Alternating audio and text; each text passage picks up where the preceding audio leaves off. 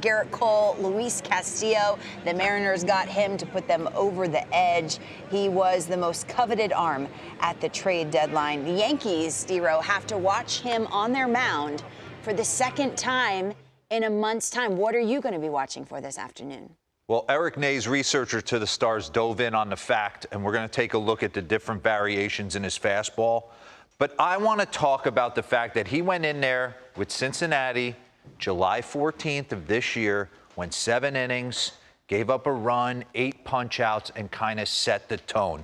Yesterday was all about Juan Soto. But if you talk about a guy walking into your clubhouse that potentially changes everything, this was the guy, Luis Castillo, from a mound presence standpoint. He is a guy that is going to pitch either game 1 or game 2 of a postseason series. That's a difference maker. A lot of teams can't say that they were able to pull something off like that, and I know it cost Jerry Dipoto 3 of his top 5 prospects, but pair him with Robbie Ray and Logan Gilbert, and you might find yourself in a different position than you thought you were going to be in. So Seattle certainly has the weapons to get it done. So before we dive in on how great Luis Castillo is, Devin, bring up the first board because I want people to understand. He dealt with a little shoulder injury, but this is a guy that has been deadly for a while and is certainly hot as a pistol right now going into this Yankee start. Statistics since 2019, MLB ranks minimum 300 innings pitched. All right? So he's giving you innings. He's in the top 15 in almost everything. And just to kind of give you an idea, ERA plus 135, tied for 11th. That's with Sandy Alcantara, right behind Walker Buehler. You take a little look down, his WAR right behind Walker Buehler, Yu Darvish, Lance Lynn. So that's the kind of guy you're getting. And he's hot right now. Let's get back into the tape. All right? There he is in Yankee Stadium. We'll break down a few ABs right there. But his last 5 starts, he is 2-0 with a .59 ERA. And he's doing it a little bit differently than he's ever done it before. And that's why I want to go back. Because at the end of the day, he has got 4 pitches to 4 different quadrants. He presents something for everybody. And you see right there, run that back for me real quick. Chips on the line. Set the tone, 1-1, bottom of the 7th, 3-2. DJ LeMahieu, as tough a hitter to strike out as there is in the big leagues. And that's the separator, this 4-seam fastball. So I want to dive in the next board real quick. What he's been doing, take a look at this. His pitch usage, 4-seamer, and what gets hit.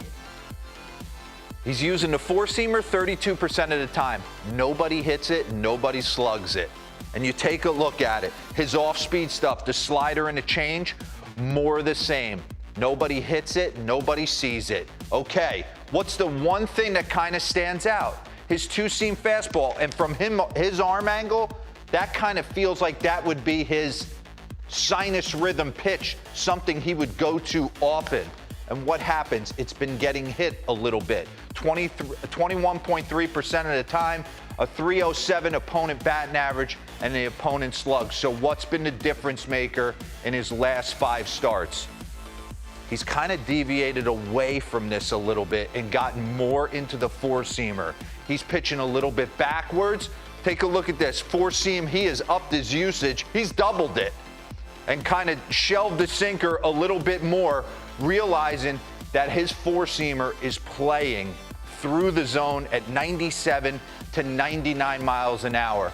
Let's continue on with the tape because I want to show you some 4-seam ride in his last 5 starts. There it is, 98 top of the zone to Jesus Aguilar. Isaac Paredes, you're not catching up to that as well. And there's Orlando Arcia at the top of the zone, Wilson Contreras. When you know you got that in the tank, you can pitch a little bit different. Pause this real quick because he doesn't. I want to give love to his sinker as well because even though it gets hit, he still uses it to get quick outs, okay?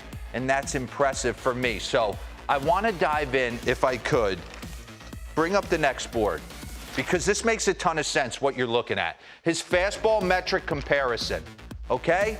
his sinker, ground ball percentage-wise. So combine the two. He's got the four-seam whiff rate of a Garrett Cole, and he's got the sinker ground ball percentage of Logan Webb.